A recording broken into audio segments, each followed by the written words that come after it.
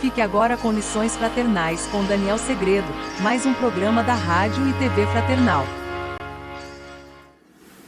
Olá, meus amigos, minhas amigas da Rádio e TV Fraternal.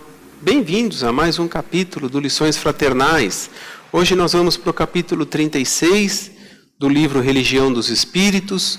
Esse livro que sempre está fazendo cada capítulo um link, uma conexão com o livro dos Espíritos. Para quê? Para a gente entender melhor essa nossa relação entre vida corpórea, vida espiritual. E é de extrema importância a gente compreender isso. Quanto a valia que tem isso é muito grande. Então, vamos para mais um capítulo hoje falando do homem inteligente. O que será que nós vamos aprender aqui um pouquinho sobre essa inteligência do homem que o capítulo 36 vai nos trazer? Vamos ler para entender. O homem inteligente, em verdade, o homem inteligente não é aquele que apenas calcula, mas sim o que transfunde o próprio raciocínio em emoção para compreender a vida e sublimá-la. Podendo senhorar as riquezas do mundo, abstém-se do excesso para viver com simplicidade, sem desrespeitar as necessidades alheias. Guardando o conhecimento superior, não se encastela no orgulho, mas aproxima-se do ignorante para auxiliá-lo a instruir-se. Dispondo de meios para fazer com que o próximo se lhe escravize o interesse, trabalha espontaneamente pelo prazer de servir. E, entesourando virtudes inatacáveis, não se furta a convivência com as vítimas do mal, agindo sem escárnio ou condenação, para libertá-las do vício. O homem inteligente, segundo o padrão de Jesus, é aquele que, sendo grande, sabe apequenar-se para ajudar os que caminham em subnível, consagrando-se ao bem dos outros, para que os outros lhe partilhem a ascensão para Deus. Isso é o homem inteligente.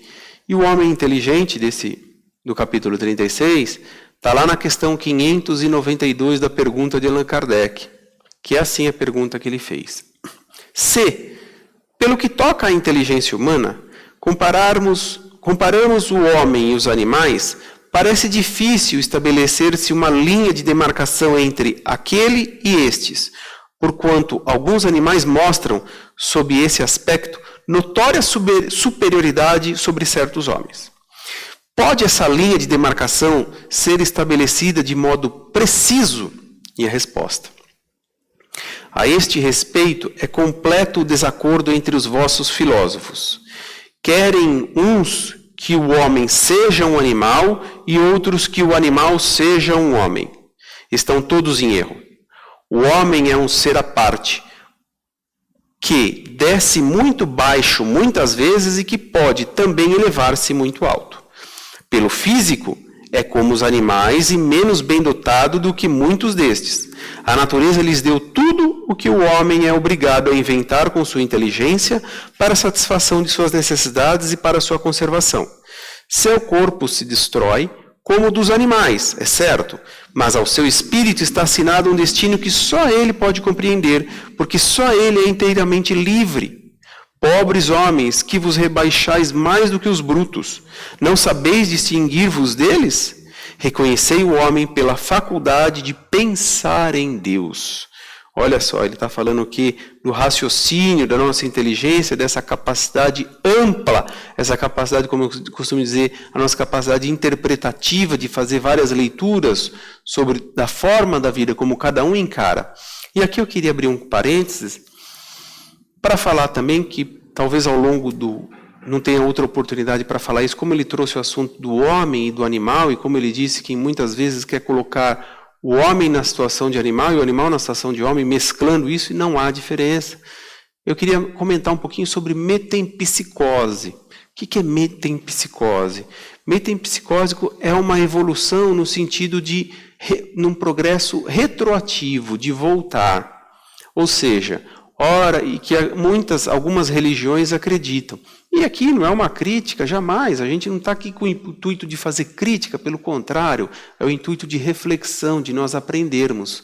Por quê? Existem religiões nas quais acreditam que Um homem é capaz de, hoje encarnado como um homem, desencarnar e numa próxima vida voltar como um animal, voltar como um cachorro, como um leão, como um rato, como o que seja. Ele deixa a forma hominal, ou seja, a forma humana, e volta para a forma animal. O Espiritismo entende isso, que é um regresso, e como ensina Deus através dos ensinamentos, ele deixa claro que é sempre um progresso, sempre adiante. Quando ele diz que nós, os espíritos, no máximo, dentro da imperfeição, nós estacionamos, ou seja, não progredimos, então é sempre para frente, nunca para trás. Então isso seria um regresso. Por se tratar de um regresso, o Espiritismo não pensa, não acredita, não professa dessa forma. Então ele não acredita, não defende a metempsicose. Por quê? Porque o progresso é para frente e não voltando. Se voltássemos para trás, voltássemos como animais, seria exatamente como ele está dizendo. Nós perderíamos essa capacidade, essa interpretação de pensar em Deus. Porque nós acreditamos em algo maior.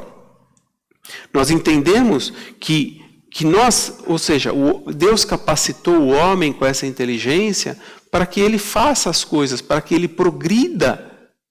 E progrida de que maneira? Através do seu trabalho, mas constantemente, para e passo, com o progresso moral, da sua conduta, da sua postura individual.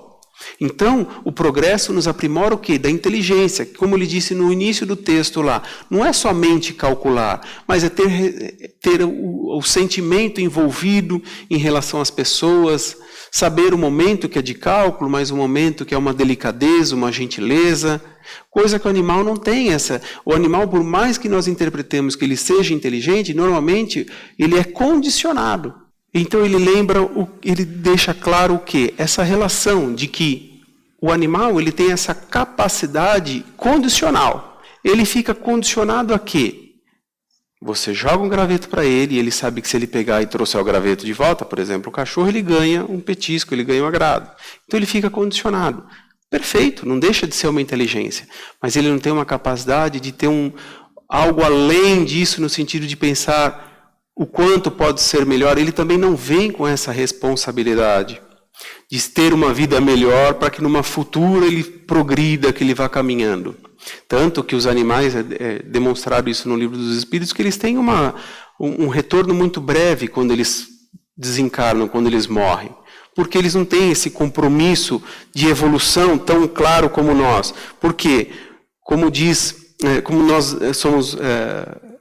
O Livro dos Espíritos nos ensina isso, que o trabalho visa duplo fim para o homem, qual seja a conservação do corpo e o desenvolvimento da faculdade de pensar. Então é uma dádiva que Deus nos concedeu. Por quê? Que nós saibamos usar da melhor maneira. Porque o trabalho me aprimora a inteligência. E essa inteligência me faz progredir, mas ao mesmo tempo que ela me faz refletir sobre algo sobre sentimento, sobre essa ligação com Deus, de uma vida futura, de esperança, de fé, coisa que o animal já não tem. Ele já não tem esse compromisso, esse fim duplo. Ainda assim que eles também trabalham, porque observe os pássaros. Os pássaros, por mais que tudo esteja lá, ele não depende do dinheiro como nós dependemos para todas as coisas. Nós dependemos do dinheiro, ou você planta, ou você tem dinheiro para comprar o alimento, senão você não tem como se manter vivo. O animal, por exemplo, um pássaro, ele voa e entra nas árvores e consegue seu alimento. Mas mesmo assim ele precisa o quê? O esforço de ir atrás do alimento, da caça, seja o tipo da ave que for. Então depende dele também o quê? Um pouco de esforço, de sacrifício para manter a sua subsistência. Mas nós dependemos mais ainda de uma inteligência, que é além do que a do animal. É mais do que a do animal. Porque, como ele disse no livro, mais do que calcular.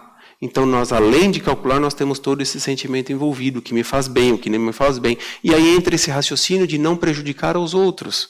Porque aí eu interpreto a lei divina com essa capacidade, com essa inteligência que Deus me concedeu. Então, é entendendo tudo isso, compreendendo dessa forma, que a gente vai vendo que esse capítulo, o homem inteligente, pode prosperar em ambas as vidas. Né? Tanto na vida terrena, mas principalmente na vida espiritual. E muitas das vezes a gente reclama dessa e não faz nada para uma próxima que seja melhor. Porque como a gente já vem vendo há 2 capítulos, como nós falamos, responsabilidade e destino, né? Falamos na semana passada sobre os mensageiros divinos, ou seja, a nossa proteção que a gente tem constantemente para quê? Para que a gente progrida, ou seja, então há um esforço também da espiritualidade, da vontade divina, para que a gente caminhe para frente. E por que não fazer a minha parte?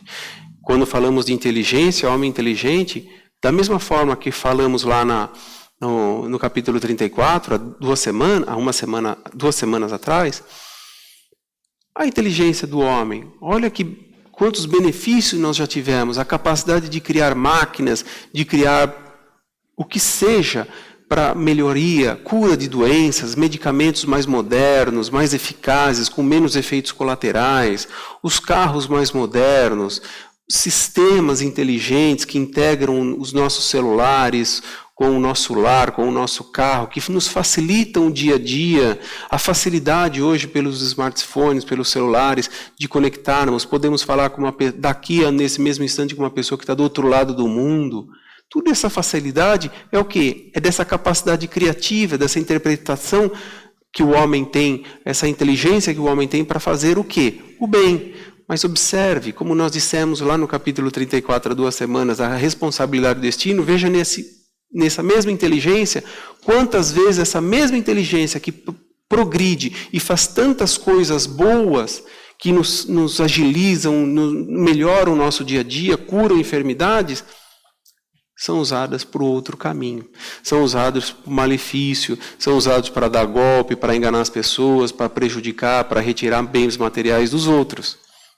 Por isso, quando dissemos lá dessa responsabilidade e destino, faz exatamente jus ao homem inteligente. Que o homem inteligente, por isso ele tem essa capacidade de pensar em Deus, de uma vida futura, para esperançar algo melhor. Esperançando algo melhor, ele já entende que o mal que ele fizer é o mal que vai retornar para ele. Então ele procura o outro caminho. E quantos ainda caminham, travessam pela estrada da maldade, só indo por esse meio. Por conta do quê? De uma vida pequena, de uma vida que se fecha. Né? Não precisa, o homem inteligente, como diz, ele não precisa pisar no outro para crescer. Pelo contrário, ele é capaz de por si só no sentido do quê? Da sua inteligência, dessa fé, dessa esperança que ele tem em Deus, saber que ele não precisa pisar em ninguém para crescer. Pelo contrário, um ajudando o outro, vão aprimorando-se constantemente e conjuntamente. E esse é o propósito de nós evoluirmos todo um planeta. Cada um fazendo a sua parte. A somatória disso, vamos progredindo, vamos caminhando para algo melhor, como tanto almejamos. E aí, o que você acha sobre esse texto, sobre o homem inteligente? Está vendo como Deus nos capacita? Então faça a sua reflexão. Pense acerca disso e faça a introspecção. Deixa seu like, compartilha os conteúdos da Rádio Fraternal. Eu vou ficando por aqui, mas espero revê-lo na próxima semana. Até lá. Tchau.